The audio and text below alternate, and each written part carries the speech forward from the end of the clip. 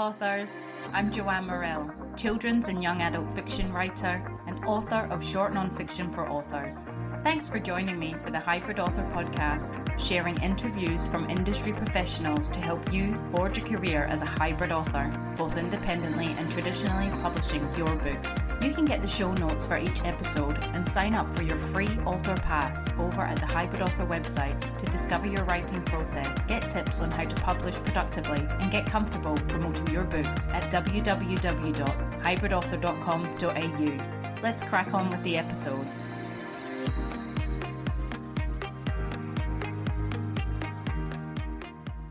Hello, authors! I hope you're all keeping well in whatever part of the world you reside and listen to the podcast in. Today's interview is with trans, non-binary and disabled writer and editor Jasper Peach on their new book, You'll Make a Wonderful Parent, Advice and Encouragement for Rainbow Families of All Kinds. And I chat to Jasper about the book and how their own experiences of parenthood shape the contents. How understanding, owning and communicating your identity, not only to yourself but to the world and your children, can make you a better parent. And their advice for emerging writers trying to find their voice within their writing.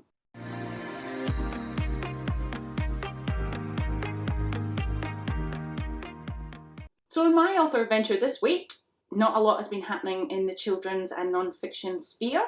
But if you're keen to hear the ups and downs of my top secret writing project for 2023, you can head on over to the Hybrid Author website, hybridauthor.com.au, and sign up for your free author pass, where you'll receive a free 14-page guide outlining what a hybrid author is, the reasons writers go hybrid, tips on how to discover your writing process, publish productively, and get comfortable promoting you and your books, as well as fortnightly musings from me within a newsletter format, sharing the process, publishing, and promotion of these top secret projects until release, and about hybrid authorship in general I don't share anywhere else.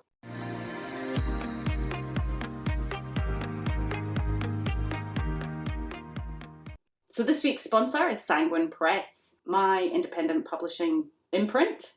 So author fears and how to overcome them, and freelance writing quick tips for fast success are under the Author Linings series, which is a series that focuses on supporting the physical and emotional aspects of having a authorship career. These books are in that category. So freelance writings for anybody, it's 60 plus quick tips for anybody starting up a freelance writing business. It touches on business values, mindset, rates of pay, all different things. It's experience, first-hand experience that I have had that I share in this book.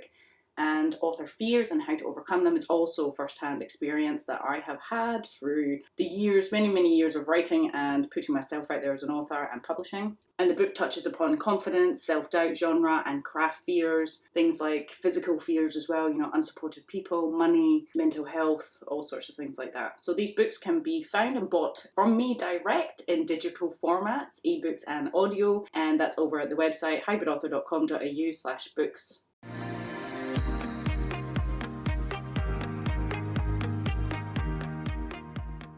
Jasper Peach is a trans, non-binary and disabled writer and editor. They are passionate about equality, access and inclusion, focused around the dismantling of misplaced shame via storytelling. Their first book, a collection of advice and encouragement for new and prospective queer parents, will be released in March 2023 by Hardie Grant. Welcome to the Hybrid Author podcast, Jasper. Thank you so much for having me today. Oh, we are absolutely thrilled. Thank you for joining us. Let's start at the beginning. And can you tell us, how did you come to be, how did you get in the writing game? Well, I wrote other people's love stories for a bit over 15 years, maybe 17. I was a marriage celebrant. So you get a lot of writing practice doing that for a job. And because I was a broadcaster as well, I didn't like to just send my couples a questionnaire. I wanted to sit down and talk with them and record that conversation I didn't have to take notes, so we could really just connect and get to what is the core meaning of everything that we're talking about. Why are you choosing to get married? You don't have to do that. It's quite a romantic gesture. What does it mean to you? What are you looking forward to? What's your life going to look like, hopefully? So I think for me, writing is about deep listening, whether it's to other people or to your own thoughts. And often there's a few layers of your own thoughts you have to sort of let go of before you can get to the marrow of what's really happening. Yeah, it is an act of self-expression, isn't it? I think that's how I communicate to the world also. I always say I'm much better with the written word, rather than talking. But wow, so it seems like you've wore many hats, and A few, yeah. and now you can add author to the list. You have written the beautifully bright book. You'll be a wonderful parent, advice and encouragement for rainbow families of all kinds. Tell us about the book, and how your own experiences of parenthood shape the contents. Well, I think my own experience is being married to a woman and both of us having bodies that could potentially give birth, and then having to decide who's going to get to go first. How are we going to do this? Because there's so many different ways to have children, and the way you find out is generally through talking to other people in the community. There weren't a lot of books about how or what it might feel like, or the experiences you might have. So I guess I wrote this book because it's the book I was looking for. We started trying to have children probably in 2013, and our first child was born in 2017 and our second in 2019. We went through IVF. We had a known donor. We tried home insemination before IVF for many years, and we've had donor agreements. There's so many things that are mysterious. There are very few whoopsie babies in the queer community. They're most often very intentional, and these families are built on deep thought. So there's not a lot, when you obviously made that decision, there wasn't a lot of material out there for either of you to know which way to go or nothing. Was it more just like articles and things rather than full-length books or medical advice? Yeah, sometimes there would be just like a paragraph buried in a book somewhere about ways in our community that we can have children. Really, it was just through conversation in community, and I really wanted to capture that because I know how magical that is, the transference of information, but also emotion. When you're sharing these intimate things with a friend, or whether even if it's someone you've just met, if they're in the LGBTIQA plus community, you know they're a person that you can trust. They are asking you, hey, how can I do this? I need help. You know that you can have that interaction, and it will be quite beautiful. So I just wanted to capture that in a book form as best I could. It's not really a medical text. It's more about the different things that can arise along the way. And I wanted that to be something that when I walk into a bookshop, I can go, oh, that's me. I'm in this book. I'm represented. Because I know that so many of us, we're just not in many of the texts that are out there. Yeah, so obviously you had that experience yourself, and speaking to others in the community, were you finding that was coming up a lot for other people also? There's this need, there's a gap there that needs to be filled. Oh my gosh. No? I can't even tell you how many people have said, oh, I wish this book was here when I was making my family. And as well, I'm so glad this book is here now because I need it, and there isn't anything really like it that I can find. Yeah, that's it. And your publisher mentioned as well, there's just nothing out there like that. So, and it's just such a gorgeous, bright book. I love it. I love the hardback as well, and the way it's kind of laid out. So for yourself, did you always want children? Was children something you always thought about, or only when you met your wife and then you started dreaming and talking? That's a great question. I'm disabled, and I've been disabled. I've got a energy limiting disability and a chronic pain disability. And when that sort of kicked off in my early 20s, I just quietly took children off my list of life achievements that I thought were possible. And then I met my beautiful wife, and we bought a house together back when you could afford to buy houses. Yeah. I know, right? Oh, long time ago now. Oh, very lucky in terms of timing. And then I don't know. Then she said to me, I think having children might be the meaning of my life. And I said, oh, okay, well, and then I had conversations with other disabled people who have children. And it was through those discussions that I understood that it was not only possible, but that it could be incredibly wonderful, not just for me, but for that child or children as well. And the proof is in the pudding. We've got two really well-adjusted, gorgeous, bright, beautiful, funny kids who they see a diversity of people and they think nothing of it. I think it's a wonderful thing that we have this family. Yeah. So it was really only my 30s that I thought children would be possible for me in my life. But gosh, I'm glad.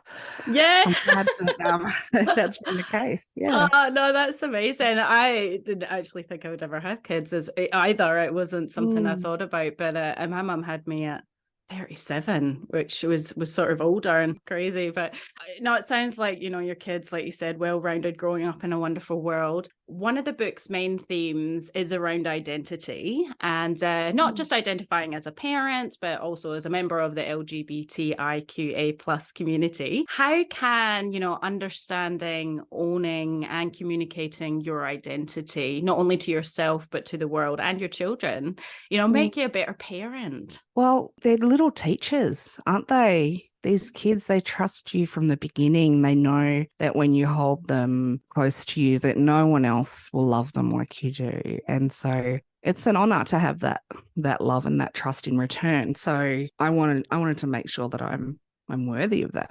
And that means, with kids, you have to show them, you can't just tell them how to think. You have to show them that whoever you are worthy of love, and whoever you are, you're worthy of representation, and that you are a part of a community, that you're a member of a group, and you can be seen for who you are, and that's a wonderful thing. Yeah, no, I love that. I love how you talk about parenting as well. Like, it's an absolute joy, an absolute blessing, and every day is grateful as well. And I think what I love about the book, it's so encouraging, and that message would come out, I guess, if you are owning who you are, showing your children that they can do the same. Then it's all a good thing, isn't it? Yeah, it is. I'm not sure if you know the story of how the book came about, but it's the second in a series, and the first one was "You'll Be a Wonderful Dad" by Elsa Wilde. Oh, okay. No, I didn't actually. Were you commissioned to write it? This one? Well, I did a sensitivity read of that book for Elsa Wilde. Right. She's a friend of mine, and she asked me to look at it from a queer lens. And so I did, and I said, Elsa, this book is so beautiful, but there's nothing here for me. This isn't really a book for my community, and that's okay. You don't have to pretend to be someone you're not. But what I know about you is that you are loving, and you have such a diverse range of friends in your circle and family that close to you. I wonder if you could reflect that in your book a bit, and talk about if your children see you loving and being close and connected with a diverse range of people, they'll know that whoever they are when they grow up, that they'll be loved. And I guess that came from my, it's hard to come out when it's not, when you're not in the majority as a queer person. And as a joke, I said, oh, there should be a queer version of this book. You should tell your publisher. And did, and they rang me. And so I worked on it, and worked with the amazing Emily Hart and a whole team of people. There's so many people involved in this book that have made it what it is. It really doesn't matter who wrote it. I know I wrote it, but it doesn't matter that it's me. It matters that it's here for everyone, really. Yeah, that's amazing. So you didn't ever think that you would write a book on parenting? Like what's come out now, it didn't cross your mind? That's awesome. Yeah, I knew I enjoyed writing, and when the pandemic hit, weddings became a little bit dicey. I've got a compromised immune system, but when you go to a wedding, everyone doesn't want to think about COVID, and when you're the celebrant, there's a lot of love coming at you, and people want to give you hugs and kisses, and for me, that was a bit stressful. So I thought, oh, it might be time for a change of career. And I actually, way before this book happened, I chatted with Elsa Wilde. How do you become a writer? And her advice, when anyone asks me, I still pass that on. Keep writing, join or form a writing group, and just keep going, and you'll see what comes out of it. Yeah, no, that's amazing advice. So you've hung up the celebrant hat no longer? Yeah. Yeah, I deregistered myself. My annual fee came in, and because you need to pay the Attorney General to stay registered as a civil celebrant. And my wife said, you need to back yourself. Don't pay it. Just deregister and be a writer. And so I was like, oh, okay. So that's what I'm doing. And it's an incredible job. It's everything that I loved about all my other jobs. It's about connection and understanding and people. Yeah, no, I love that. That's absolutely fantastic. And you obviously just shared some advice, or what was given to yourself. But I found your words in the book they're written in a straight talking manner, but they're super strong and encouraging and very knowledgeable as well. Do you have any other advice for emerging writers, stepping out and trying to find voice? Voice is something that's often always talked about in writing, and something that people, it took me a little while, I guess. Do you have any advice for people looking to find their voice? How do you find your voice? Yeah, I know. Oh, how long is a piece of string and where is that can of worms? I really think you just need to commit to being real. And if that means admitting you're a giant dork and that you're not cool, go with it. Yeah. The moment I did that in life, everything was much easier. Yeah. It's okay to be uncool. I think finding your voice is about really deeply connecting and listening to what is in your heart, and that sometimes means identifying the words that you hear that may not necessarily be true. It might be your inner critic. It might be someone who said something nasty to you that stuck with you at the age of 6. It might be all sorts. It might be advertising. It might be capitalism. It might be the patriarchy. It's all these things that creep in and disguise themselves as our own voices, but they're not. You need to listen to the quieter voice that's underneath it all and really support that to grow, whether that's through writing exercises. I really agree with Elsa Wilde's advice to either form or join a writing group. I'm in one at the moment and we meet once a month. We've prepared and read a piece that one of the people in the group is working on, and we all give feedback. And gosh, the pieces end up being so much stronger, but it's often about getting to those deeper layers as well. That's amazing. And is your writers group, are they all different genres and stuff? Well, we're all queer people, look, like fiction and non-fiction. Yeah, some are writing fiction, some memoir, some non-fiction. Some are writing on various things, but we just sort of, when it's your turn, we just pick something that's pressing and go, oh, how do I make this better? And it's such a welcoming space. I mean, I was very nervous the first time I brought my chapter to the group, but gosh, it made the piece so much better, and it helped me understand some things about myself I had no idea about as well. It was like a therapy session. Yeah, writing's kind of like that, isn't it? Yeah, I've heard it. Well, I've found it to be as well cathartic, just to make sense of either experience or what you want to say. But it's very hard, I've found, in the writing world. There's a lot of conflicting information, like, oh yeah. So I with voice, I think it is a self-expression, and the way sometimes you say things or you see the world and putting your ideas out there. And I'm finding, like, with what I want to write, which is a bunch of different stuff, non-fiction, children's fiction, women's fiction, all over the shop. But I'm just enjoying it now and writing what I want to write. Whereas in the past, I've gone around for years trying to change it to what other people would want or like. And I think that you can spend a lifetime doing that. At the end of the day, you have to write what you want to write, how you want it to be said, and find that person who likes it and wants it like that too, I suppose, or doesn't want to change it a million times, Yeah, Jazz Money, the First Nations poet and artist, gave some great advice in a writing course I did through Varuna Writers House about writing the queer self. And her advice has always stuck with me, and that's that writing is fun. Don't forget that it's fun and you can really enjoy it and you can be playful. If you're feeling stuck, just be a bit silly. Yeah. Yeah. The other bit of advice, I think, and I don't know if this is just the way my brain works, but I like to work backwards. So I think about what's my ultimate goal. It might be, if you're an emerging writer, it might be to have an opinion piece published in on a major website or something. So work your way back.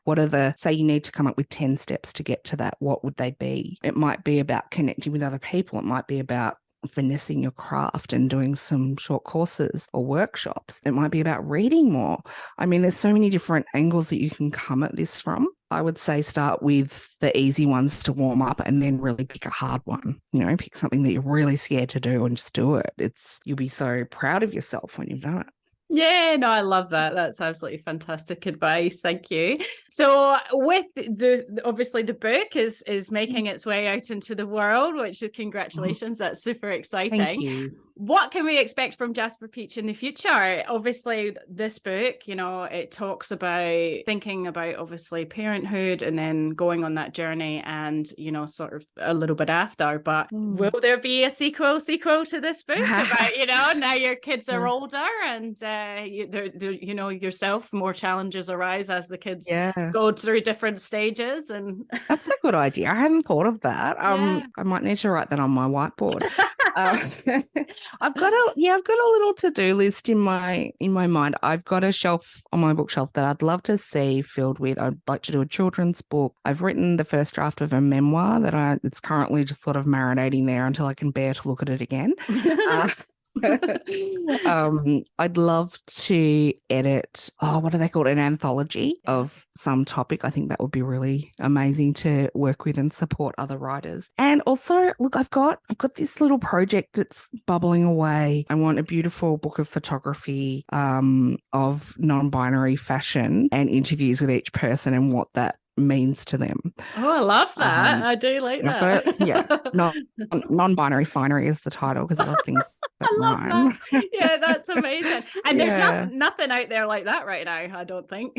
No. So it might be a blog. I don't know. Who knows what these things will be. But the other thing I'm kind of cooking up is through the years, going to amazing events like Women of Letters and things like that, I'd love to chair a panel of activists, and it would be a roving kind of event every 2 months, and have activists from different spaces like ending violence against women and children, First Nations, prison complex horrors, climate emergency, disability, and the LGBTIQA plus community as well, can see some really transformative conversations going on.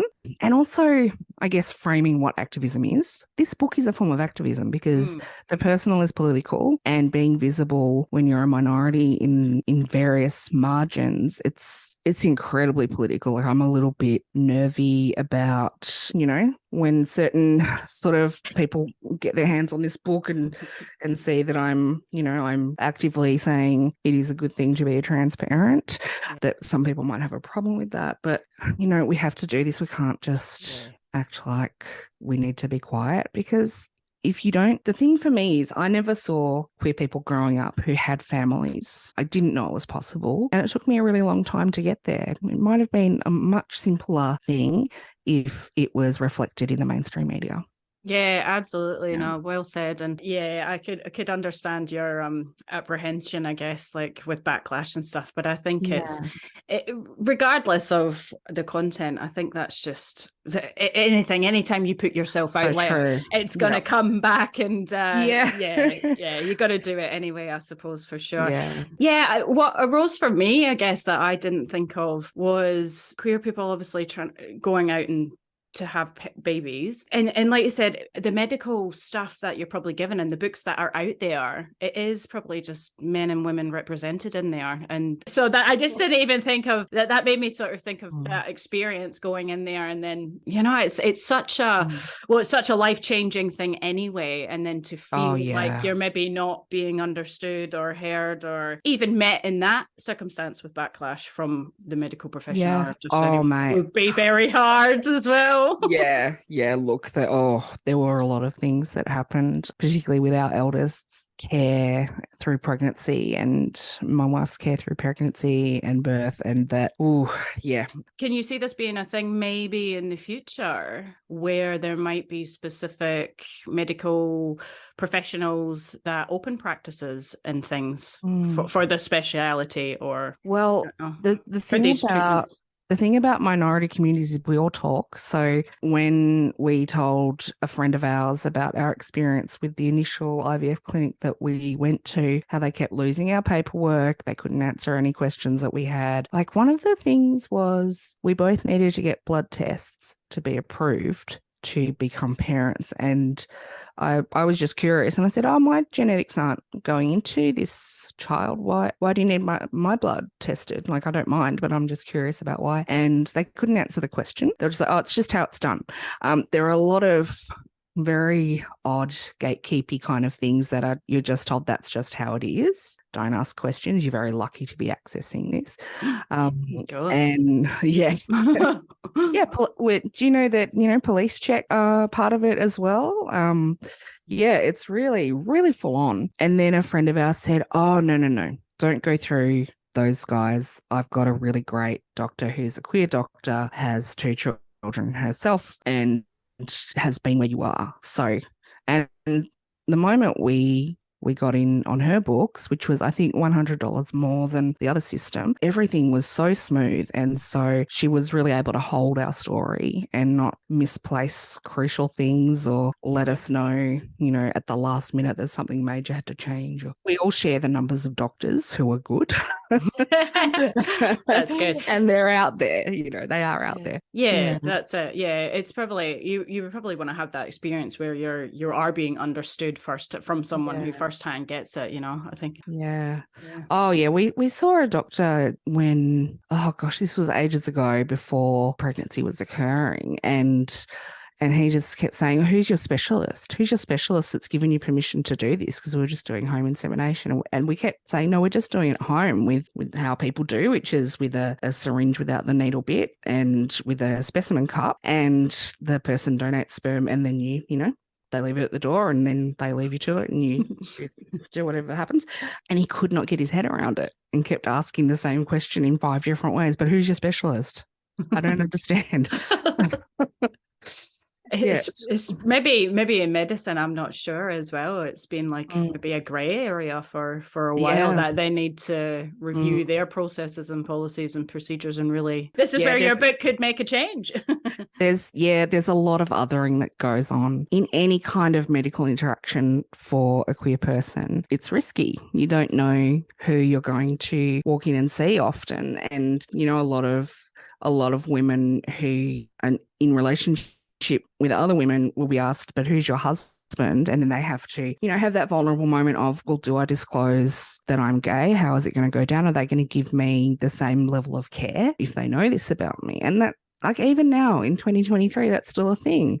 And so take it down the path of actually conceiving a child, going through a pregnancy and childbirth and postnatal care. There's so much vulnerability in that. To be in a system that can be quite othering is really scary. Really scary. It can be quite discriminatory. The information could be out of date. It's a very scary thing, but it can be great as well. It can be great. And the way that it's great is that as I said, we all talk to each other and go, go see this person because they were really good in this way. Avoid this person because I had this negative experience with them. It's, it's kind of how it goes. Yeah, that's amazing that you have that community at least to support one another and fall back on, because yourself becoming a parent is such a scary thing, and it's such a life altering thing to not only have that added stress on top about all those things that you just mentioned there. Is can't imagine a lot. yes a lot, but I'm guessing all worth it in the end with the lovely children that you have. We've got these great kids, and any hardships that we went through, we can use those stories to protect other people, to share those. It's not to dwell on hard times or to really harp on about things. It's more like, just be careful of this situation because this happened and I felt really on the outer, or I felt like I didn't belong or that I wasn't valued. If you talk to this person, you might have a different experience than I had. No, that's or make a change in that area from your experiences as well. So but it sounds like you're using your voice for terrific use, Jasper, and we absolutely love the book, and I'm sure our listeners will too. So thank you so much for your time and expertise. Can you tell our listeners where they can discover you and your book in store and online? Thank you so much. So the book is out through Hardie Grant. So it should be in most bookstores. If it's not, please ask your bookstore to order it in. I've got a really easy name to remember. Just think of the fruit that looks like a butt. You'll be a wonderful parent, Jasper Peach. Ask your library to get it because I think it'll be a handy resource for a lot of people. But it's out through Hardie Grant. My Instagram and Twitter handle are the same. They are both at Jasper Peach Says. Wonderful. Well, thanks again, Jasper. That was amazing. Thank you so much for having me. I really appreciate it.